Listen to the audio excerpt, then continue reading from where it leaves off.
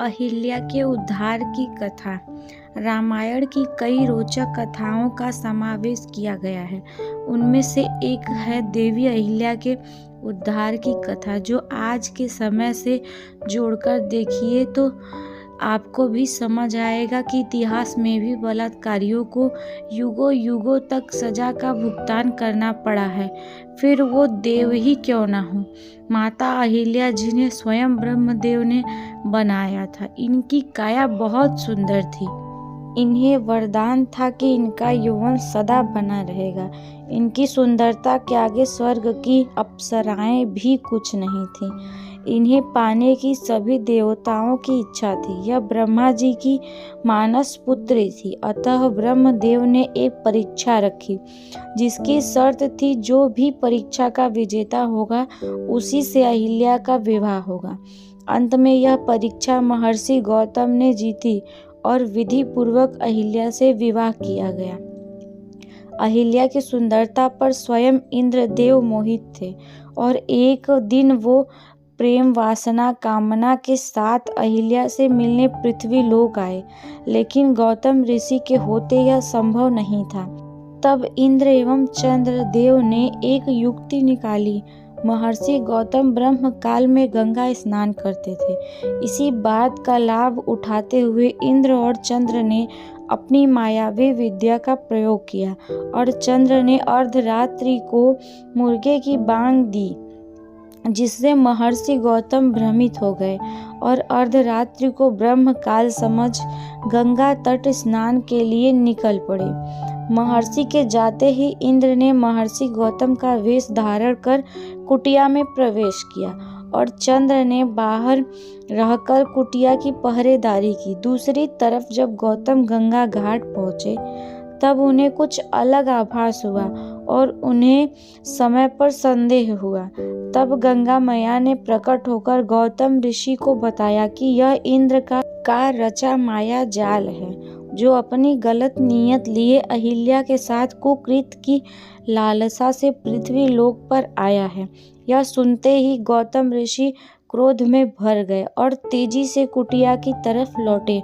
उन्होंने चंद्र जब इंद्र भागने के लिए अपने मूल रूप में आया तब अहिल्या को सत्य ज्ञात हुआ, लेकिन अनहोनी हो चुकी थी, जिसमें अहिल्या की अधिक गलती ना थी। उसके साथ तो बहुत बड़ा छल हुआ था, लेकिन महर्षि गौतम अत्यंत क्रोधित थे और चंद्र को पहरेदारी करते देखा तो उसे शाप दिया। उस पर हमेशा राहु की कुदृष्टि रहेगी और उस पर अपना कमंडल मारा। तभी से चंद्र पर दाग है।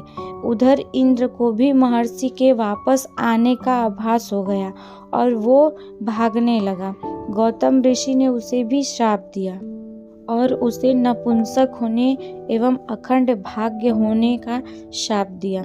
साथ ही यह भी थी कि कभी इंद्र को सम्मान की नज़रों से नहीं देखा जाएगा और ना ही उसकी पूजा होगी, और आज तक इंद्र को कभी सम्मान प्राप्त नहीं हुआ।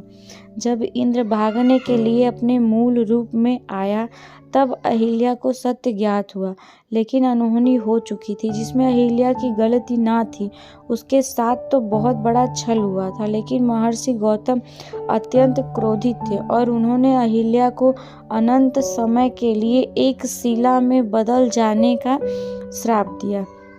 जब महर्षि का क्रोध शांत हुआ तब उन्हें एहसास हुआ कि इसमें अहिल्या की कोई गलती नहीं थी, परंतु वे अपना शाप वापस नहीं ले सकते थे। अपने इस श्राप से महर्षि गौतम भी बहुत दुखी थे। तब उन्होंने अहिल्या की शिला से कहा, जिस दिन तुम्हारी शिला पर किसी दिव्य आत्मा के चरणों की धूल स्पर्श होगी, उस दिन तुम्हारी मुक्ति हो जाएगी और तुम अपने पूर्व स्वरूप में पुनः लौट आओगी।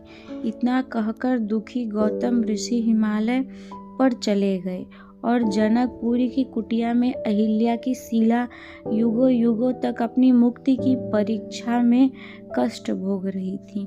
युग बीतते गए, बाद में जब महर्षि विश्वामित्र राक्षसी ताड़का के वध के लिए अयोध्या से प्रभु राम और लक्ष्मण को लेकर आए, तब ताड़का वध के बाद वे यज्ञ के लिए आगे बढ़ रहे थे। तब प्रभु की नज़र उस वीरान कुटिया पर पड़ी और वे वहां रुक गए और उन्होंने महर्षि विश्वामित्र से पूछा, हे गुरुवर, यह कुटिया किसकी है जहाँ वीरानी है, जहाँ ऐसा प्रतीत होता है कि कोई युगों युगों से नहीं आया है, पशु पक्षी भी यहाँ दिखाई सुनाई नहीं पड़ता है।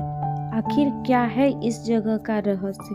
तब महर्षि विश्वामित्र कहते हैं, हे राम, यह कुटिया तुम्हारे लिए ही प्रतीक्षा कर रही है। यहाँ बनी वह शिला तुम्हारे चरणों की धूल के लिए युगों युगों से तुम्हारी प्रतीक्षा कर रही है।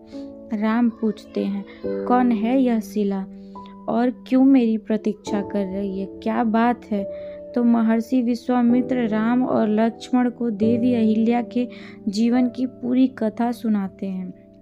कथा सुनाने के बाद राम अपने चरणों से शिला पर स्पर्श करते हैं और देखते ही देखते वह शिला एक सुंदर सी स्त्री में बदल जाती है और प्रभु राम का वंदन करने लगती है, उनका धन्यवाद देने लगती है। देवी अहिल्या राम से निवेदन करती है कि वो चाहती है उनके स्वामी महर्षि गौतम उन्हें क्षमा कर दें, उन्हें पुनः अपने जीवन में स्थान दें।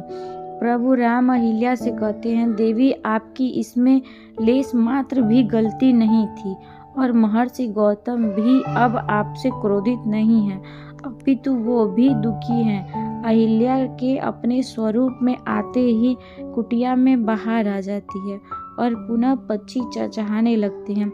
इस तरह प्रभु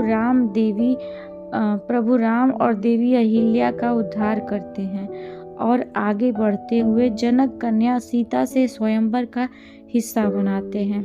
आपको ये कहानी कैसी लगी प्लीज़ कमेंट करके ज़रूर बताइएगा और प्लीज़ चैनल को सब्सक्राइब करिएगा, कमेंट करिएगा, लाइक करिएगा। Thanks for watching.